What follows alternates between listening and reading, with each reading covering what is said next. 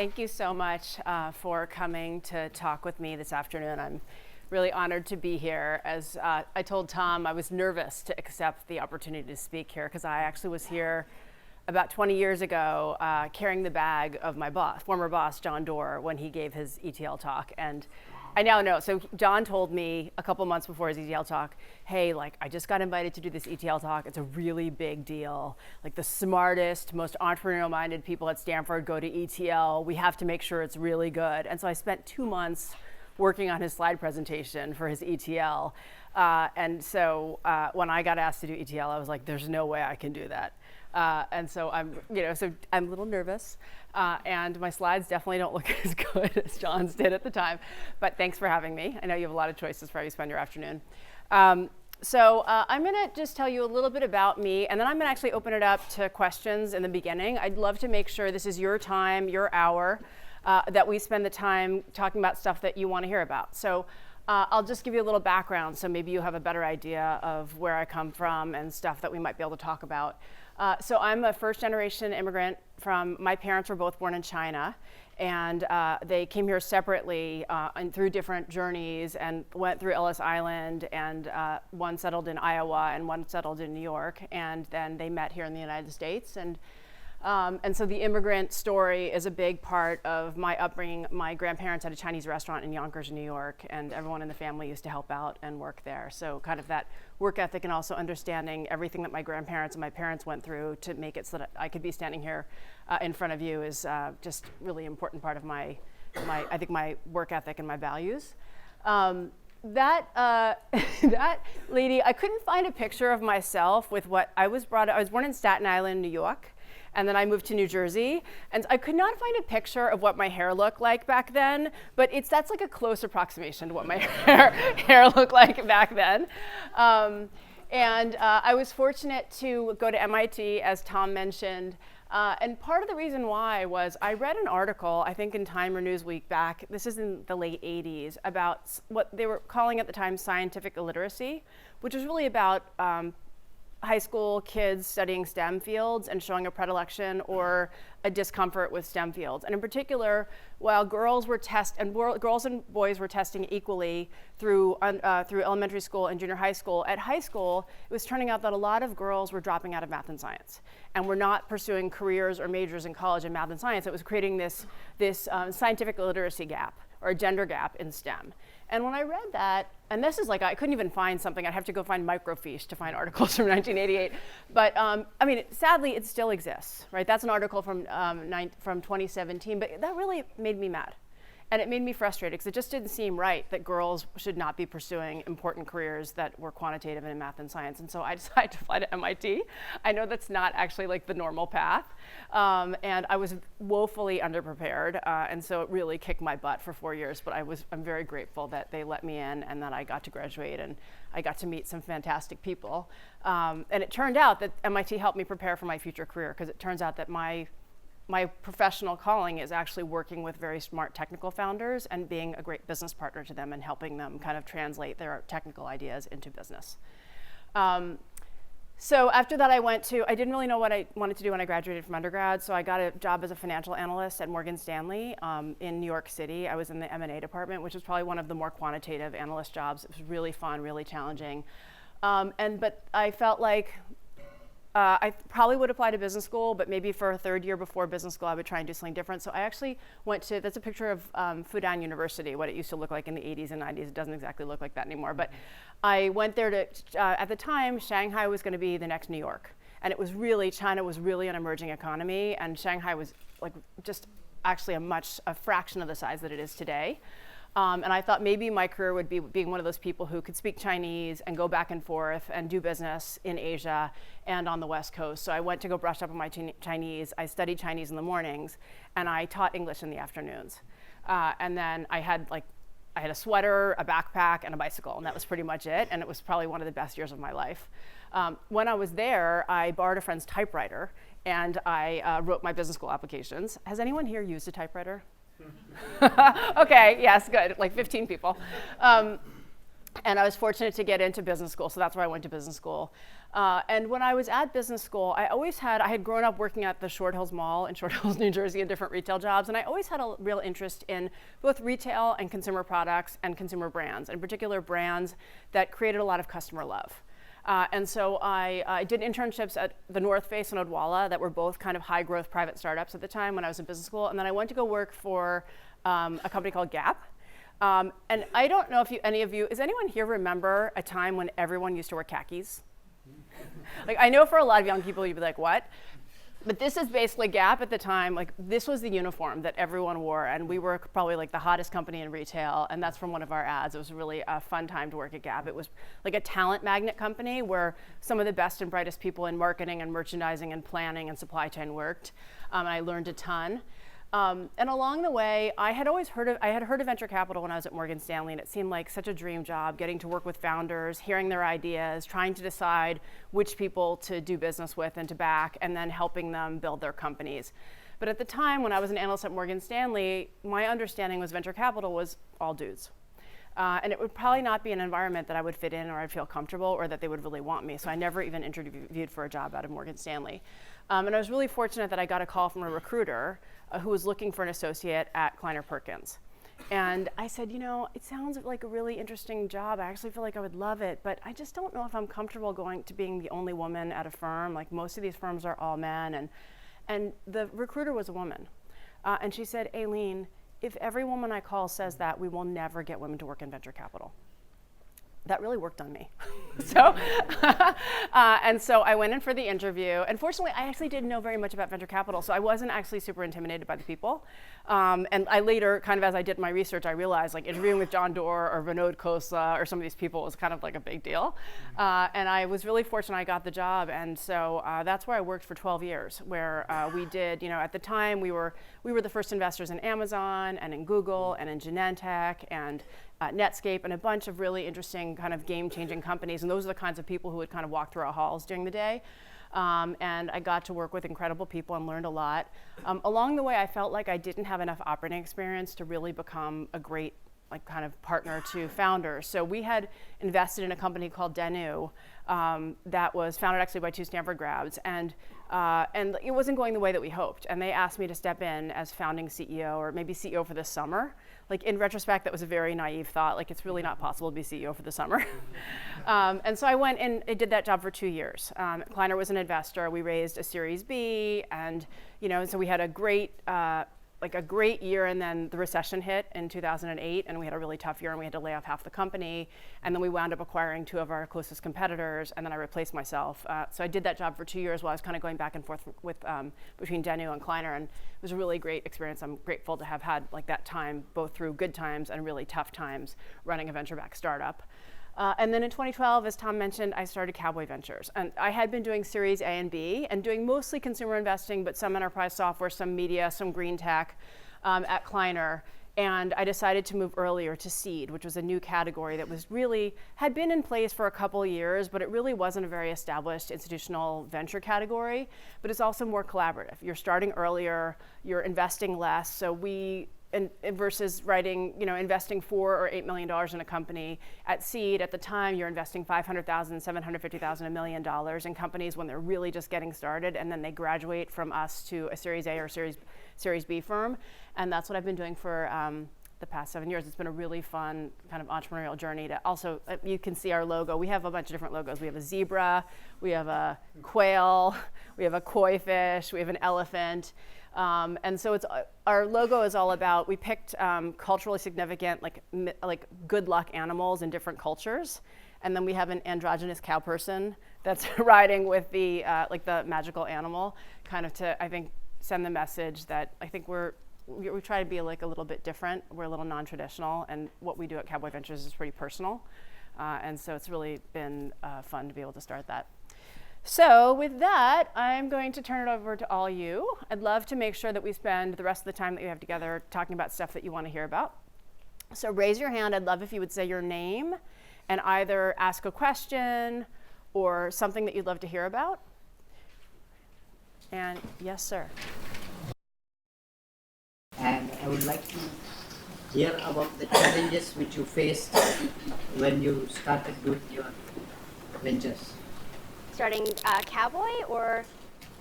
Starting that's later, but in the initial life after your graduation and the journey. Okay.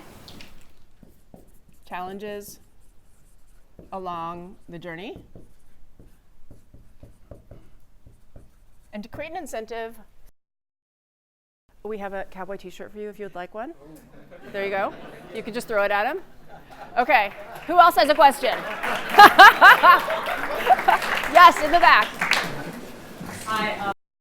I'm curious about what some of the challenges were that you faced when you switched from an investor role to an operator and then back. Okay.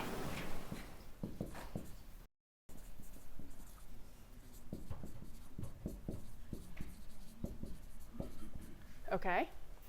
Yes. Hi, what's your name? My name is. I'm curious about your observations that you've seen in companies and teams that have been able to build that customer love that you've talked about. Okay. Wants to know about customer love. Okay. Yes, over there.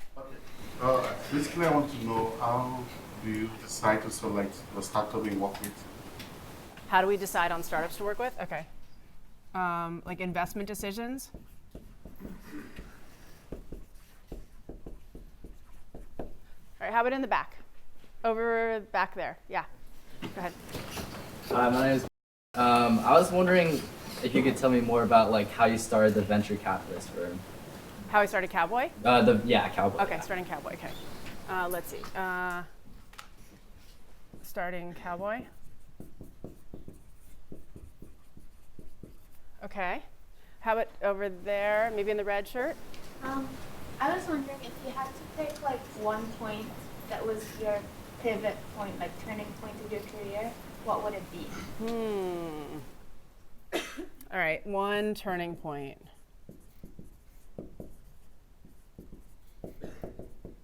Sorry if you can't read my writing. I will rebunch the questions. My mom said I should have been a doctor. Like my handwriting's so illegible.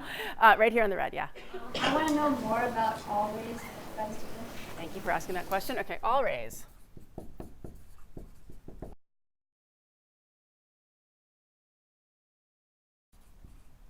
Okay. Yes, in the green. Hi, so I work at an early stage startup, and it seems like with diversity efforts, we can only really get people to think sort of one axis of diversity at a time. In your sort of interest in getting more diversity, how do we push it so that people think of it as a more cohesive, along age, gender, educational background, all those things? Okay, different kinds of diversity and how we get people to really embrace it. Over there. And I'm curious about your writing process when you do the articles. Oh, okay. Writing art. Okay. Thanks, Ness.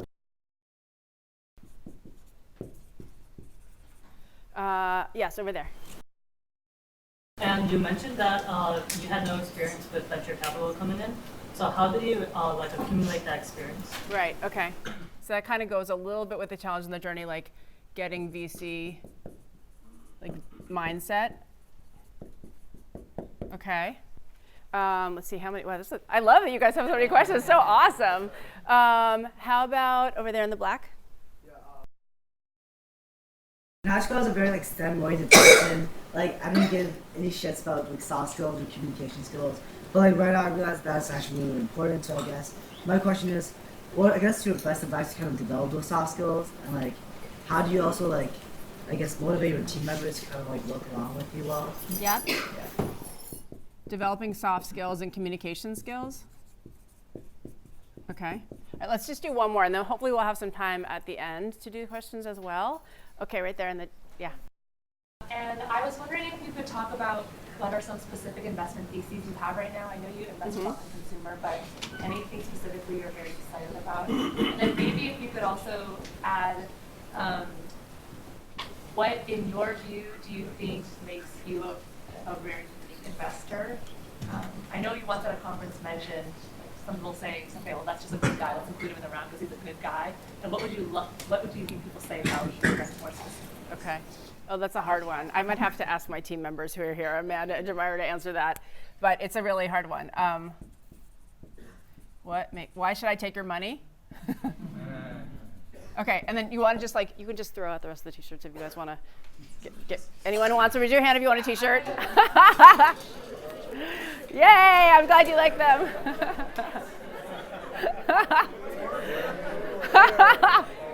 Okay, okay. All right, so I'm gonna bucket these kind of maybe VC career, and then maybe starting Cowboy, and then it's kind of in here is writing and thinking and skill development. And then at the end, we'll talk a little bit about all-raise. I'll try and bucket all of the things that you asked about in these different categories. So,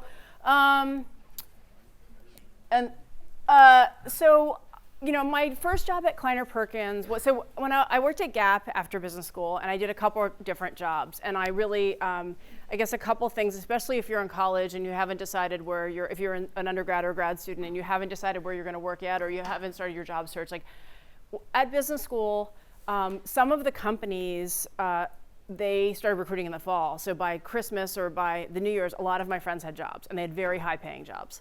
And I knew I wanted to work for a consumer company or maybe a startup or something like that. And at the time, most of those companies did not recruit at business school. So I basically, every lunch break, I would go back to my dorm room and I would I had looked up things at the library because there wasn't really an internet yet, but and I would call companies and I would just ask to talk to the vice president of marketing or the director of marketing or the director of product management or the director of supply chain. And I would just basically, if I could catch someone on the phone, I would ask them if they had any jobs. I really pounded the pavement for months and months. And I found this lady named Busy Burr, who was a GSB grad working at Gap in strategy. And she took a chance on me. And she gave me a job, even though she didn't really have an open rec. And I joined her in this small consulting group working for the president of Gap, trying to help figure out how we were going to grow the top line. And so sometimes that was a supply chain project. Sometimes it was a pricing project. Sometimes it was a store assortment project. But I just did kind of like an internal consulting job. And I loved the chance to learn, and Busy was really smart. So you've probably heard the advice, pick your boss. I loved the company, and I really loved the person I was going to be working for. And so I took the job, even though the pay was so much less than a lot of other jobs that I was offered or that my friends were getting. So I just figured, to be honest, my family had a little bit of an intervention with me because they were like, hey, we didn't spend all this money to help you go to these schools so that you could go work at the Gap.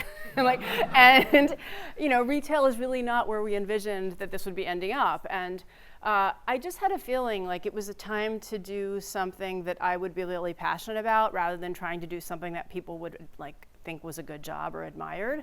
And I think after college, there's no longer a ladder, right? And there's no longer a path. So you really have to figure out what you're going to be passionate about, and ideally put yourself in a situation where you're going to be with a lot of smart people and you'll have the chance to learn. And because I was in that situation, I did a good job. And so in my second year, the CEO of Gap at the time was a guy named Mickey Drexler, who's probably one of the greatest living merchants in America or in the world. He after Gap, he did J. Crew. He's just an incredible retail leader and merchant. And he had this internal star search to pick. He had decided he was going to take on a chief of staff every year. And I wound up being a finalist. And he basically put maybe 8 or 10 of the finalists at a lunch table together. And he basically would just sit, he sat there and he just peppered us all with questions. It was such an odd process.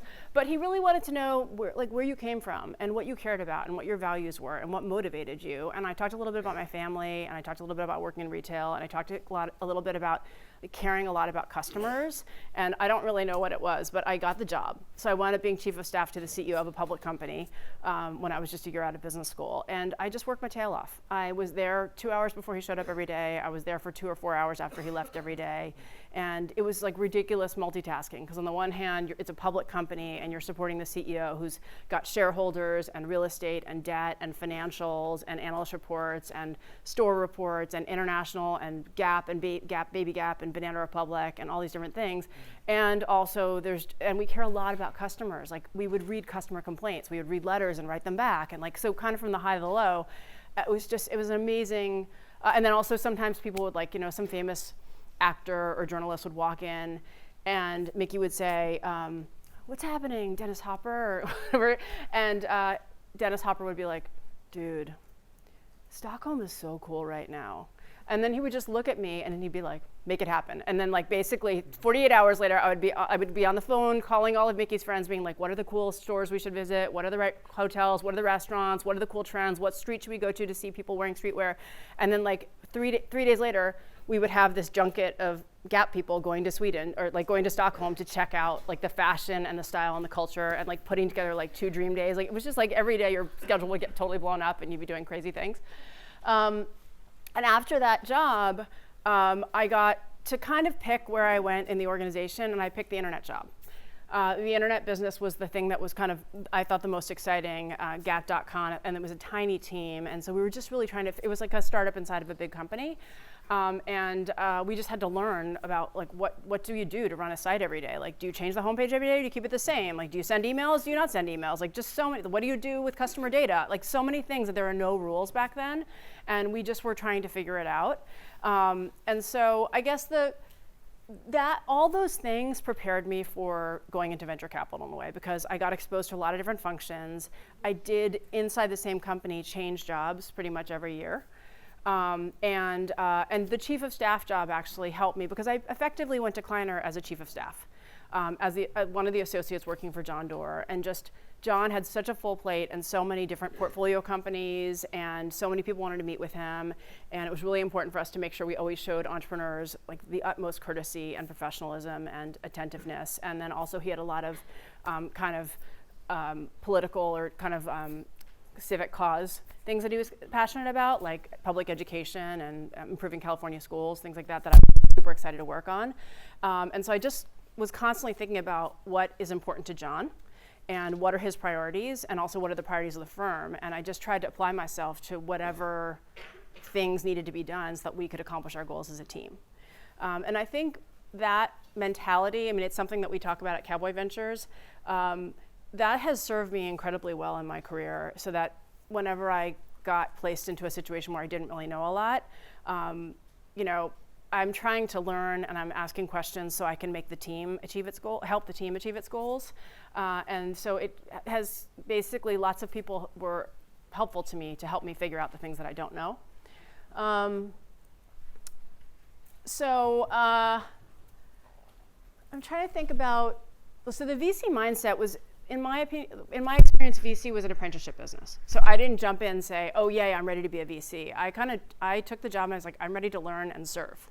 And that's basically what I did for 5 or 6 years, working for different partners, first John and then different partners at Kleiner Perkins, and trying to understand how they work with their portfolio companies, how they help founders navigate problems, how they help them raise money or introduce them to customers or work on marketing programs or those kinds of things. And so I kind of learned through apprenticeship by going to lots of meetings and spending a lot of time with founders, interviewing candidates, trying to understand, like, if a candidate didn't work out, why? If we were part of the interview process, what should we have asked differently so that we could have figured that out? So I just did that for many, many years, and that was what kind of helped me develop my mindset as an investor, also getting to see what happens to the companies. So you have a thesis, you write a memo, you do your diligence, you make the investment, you work with the founders for a number of years, and sometimes it goes well and sometimes it doesn't.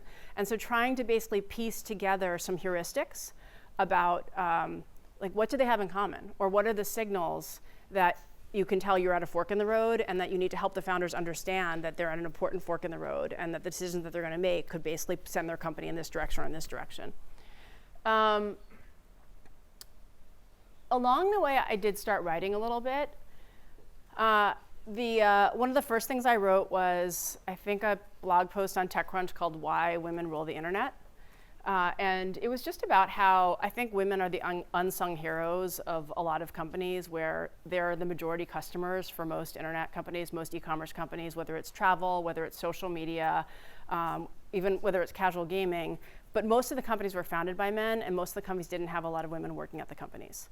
And it was the idea that I think we had an opportunity to both embed more of the customer into these companies, because companies might inadvertently be making decisions that actually the customer can't relate to, because it's a bunch of guys sitting around a table trying to guess like how the customer, who's generally often a woman, would use the product. It was hard for me to write. I'm like a very slow writer, and I'm a nervous writer. So I write and then I leave it, and then I wonder, like, is that dumb? Is anyone gonna think it's dumb? And then I go back to it a couple days later, or maybe a week later, and I like work on it a little bit. And then, so unlike some investors or, you know, obviously journalists who can kind of like just come out with stuff every day or every couple days, I'm definitely more of a once a quarter, a couple times a year writer. But I try to just write things that are both in my head, but also maybe a point of view that I feel like hasn't been expressed, or like an insight that that hasn't been shared yet. So over the weekend, I posted something called "Nobody is batting 1,000." I don't know if anyone has seen that or not, but it's basically this idea that maybe at a place like Stanford or in the startup ecosystem, you hear things like, "Oh, they're crushing it," or "They're killing it," or "Oh my God, we were super oversubscribed," and like, it can make you feel bad about yourself, right? Or like, "I got 10 offers," or, you know, like, "Oh my God, do you know how much he's making or she's making?" And it can make you feel insecure, or like you have imposter syndrome. And one of our daughters plays softball, and sometimes she's a good hitter, but sometimes she doesn't hit the way she wants to. And like, once you've hit a home run or you've hit a triple, if you don't hit a home run or a triple in the next game, you feel bad. Like, you feel like you're a bad player. And I've seen players decide that, like, think about quitting because they couldn't keep up with the thing that they have in their head about like how they should be hitting. And the thing my daughter and I talk about is batting average, right? Like, does anyone here know what the best batting average in history is in baseball or softball? What is it? Yeah, it's basically around, like, batting average is like when you're at the plate and you get like the ball in a game gets pitched to you, what percent of the time do you actually hit the ball to get into play, so you get on base, either first, second, third, or home. Basically in baseball, the most that the best baseball player has ever done is 30% of the time get on base, right? So 70% of the time, the best players in history have not gotten on base. And so it's the idea that not to get sucked into this feeling like everyone is crushing it, and that if you are swinging and you keep playing and you're being thoughtful about your swing and your preparation and you're doing the work, you just gotta stay in the game. And you gotta keep swinging, and don't ever think that everyone's batting 1,000, because they're not. How are we doing on time? We're okay? Okay. So I'll move to starting Cowboy Ventures. So in 2012, I started a seed fund called Cowboy Ventures. Kleiner Perkins had grown pretty big over the years that I had been there, the 12 years, and we had different practices, and I was a senior partner at the firm, so all of the senior partners were getting pulled into a lot of internal meetings just to try and make sure that we were making good decisions for the venture practice, for the growth practice, for the green tech practice, for the life sciences practice, for China, for things we were doing in India a lot. And the venture environment was changing, where this new category of seed was starting, and so a few of us at Kleiner were advocating that we should be doing some seeds, but we had a very big fund, we had a very big team. It's kind of, sometimes it's hard to justify making small investments when you're at a big fund. And so my husband and I were at dinner with a couple that are both entrepreneurs. And one of them knew Kleiner very well, and she asked me how things were going. And I was like, well, you know, sometimes it's hard to navigate. We've gotten bigger. And she and he both said, when are you going to leave and start your own firm? And I have to admit, even though I have been working with founders for 20 years and working with entrepreneurs for 20 years, it did not cross my mind to start my own firm. And I think some of it was like, really? You guys think I could start my own firm? And they were like, yes, we definitely think you could start your own firm. And I think this is actually apparently very consistent with research on gender differences, that a lot of times, like, women have to be like told that they should run for like men, you know, if someone's running for office, it's like, oh yeah, where do I sign up, right? But a lot of women, the studies show, have to be told you should do this, and they do a great job when they do it. But and I'm sure a lot of it is because of how we're brought up and how society does treat different genders differently as they're growing up. And so I went back home and I talked to my husband about it. I was like, do you really think I could do that? And he said, yes, you should think about it. You should try it. And so I spent 3 months working on basically a deck describing what we would do at Cowboy Ventures and how we might be different.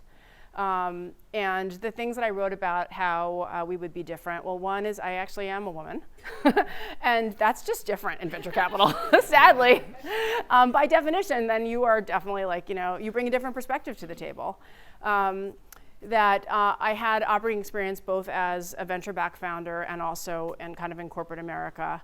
I also have some marketing and consumer experience, which is also a little bit different. And that I think over the years, because I had been in venture and as a Series A and Series B investor for 12 years before starting Cowboy, I've just gotten to know a ton of people in the venture ecosystem, and I've also helped and worked with a lot of companies that have scaled past seed. And so the ability to actually work with seed companies and be able to work with the founders and explain to them, how is a Series A investor going to think about this company? How is a Series B investor going to think about this company? How is a Series C investor going to think about this company? And being able to coach the founders, both for helping scale themselves and their teams, but also making sure that they can survive and don't run out of money is pretty unique, because there are not a lot of people who have been traditional venture investors who moved into seed.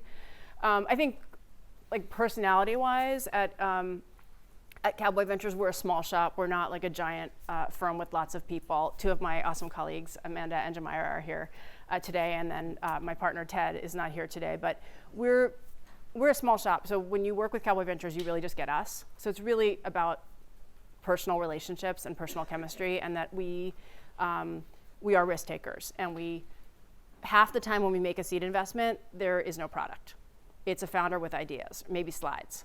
But they haven't shipped it. They need the money to actually build it. And so that takes a considerable amount of gut and taking a leap on people. And I think that's pretty unique versus being very metrics driven and making sure that all the numbers pencil out during an investment. Okay, I do actually have some other slides. So I'm going to quickly talk about finding your inner dolphin, which is the title of this talk. So there were times, and actually I think someone asked about the turning point in your career. So there were times when I felt like I would not stay in venture. And I was fortunate to do a program at the Aspen Institute called the Crown Fellows Program, where you get put with 20 other people and you get to read cool stuff like Maya Angelou and MLK, and then you talk about them and how it impacts your thinking about your life and how your impact on society. And you do this check-in process where everyone goes around the circle and talks about how they're doing. And so it's a safe space where you really get to know the people and you get to trust the people. And I was, to be honest, younger and less experienced than a lot of the people in the room. I always felt like, wow, I can't believe I'm here. These people are so amazing. And I checked in and I said, sometimes I don't know if I fit in venture capital, because I feel like I swim with a lot of sharks, and I feel like a guppy. And I cried.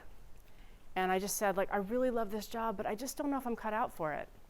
And my classmates, they listened, they made me feel safe, and they said, you have to come up with a different visualization for how you're feeling. You may be swimming with sharks, but you are not a shark and you're never going to be a shark. But you cannot think of yourself as a guppy, because that's not going to help. Maybe think of yourself as a dolphin. Dolphins are smart. And they swim in pods, and they swim with the sharks. And they have every right to be in the ocean, and they just swim differently. And you have to just think of yourself as a dolphin, not a guppy.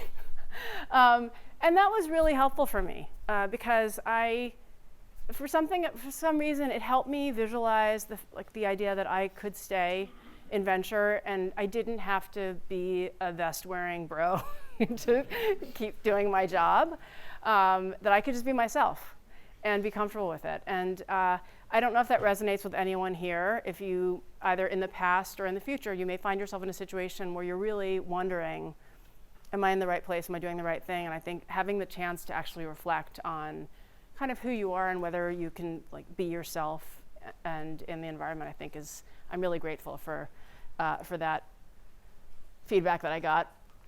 And then I'll talk a little bit about following your gut, which I think hopefully speaks a little bit to starting Cowboy, all raise, VC judgment. So I talked a little bit about starting Cowboy, and I guess in retrospect that was a leap to leave. I was very safe and well compensated at my former employer. And so taking a leap to start Cowboy Ventures, it just felt like if I wasn't going to start something that was smaller and more personal at that time, I would never do it. And so I took the leap to do that. The same thing about writing the unicorn piece. So after I had started Cowboy, I had a $40 million fund and no investments. And I wanted to try and make the best investments possible out of the fund that I had raised. And I went and talked to lots of smart investors, many of whom have spoken in this room, and smart LPs, the investors in our funds, about tell me about some of the best funds in history. What were the companies? Was it one company or 3 companies or 5 companies in the fund that made the breakout? And what did those companies have in common? And everything was anecdotal, and there was surprisingly no data. Back then, in 2012 and 2013, there was no PitchBook, there was no Crunchbase, there was no CB Insights, there was no The Information. And so there was billions of dollars invested by VC firms every year and no analysis. And so I started basically making a spreadsheet. And I started making a list of companies that were less than 10 years old that had become worth more than $1 billion, either in the public or private markets, and just collecting basically information about how many founders were there, when were the founders born, and how old were they when they founded the company? Where did they go to college? What did they do before school, before starting the company? Where did they work? How did they know each other? What was the original idea? How much money did they raise?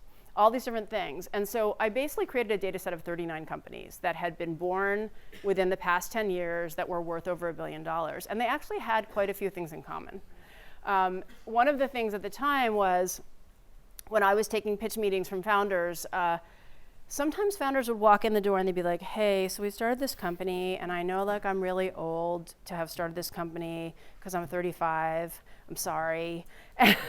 And I didn't want those people to, when you did look at the analysis, the companies in the unicorn data set were founded by people in their 30s and 40s. They were not founded by 20-year-old dropouts from Harvard. But at the time, there was this feeling among the entrepreneurial community that if you haven't started your company by the time you finished college, you're not going to make it. And the other thing was teams. That co-founding teams generally were the vast majority of the data set, because it's hard to be a solo founder. And so I think there are a bunch of insights that I found from the data set that I basically wrote up in this blog post called Welcome to the Unicorn Club. And the unicorn word was one that I didn't have that until the end. So I basically had this very long phrase that was billion-dollar companies founded in the last 10 years that were either public or private and venture-backed. And you can't really write that many times in an essay. It's not very readable. And so I did this find and replace, and I was substituting Monster Hit or Godzilla or Home Run. And I would reread the piece with the different phrases, and then I put in unicorn. Because I wanted something that was more fun and more mystical and made it seem more magical and more elusive and more special, not kind of business analysis-y. And unicorn just made the whole thing much easier to read. And so that's what I posted. And so that's I honestly did not expect anyone to read it.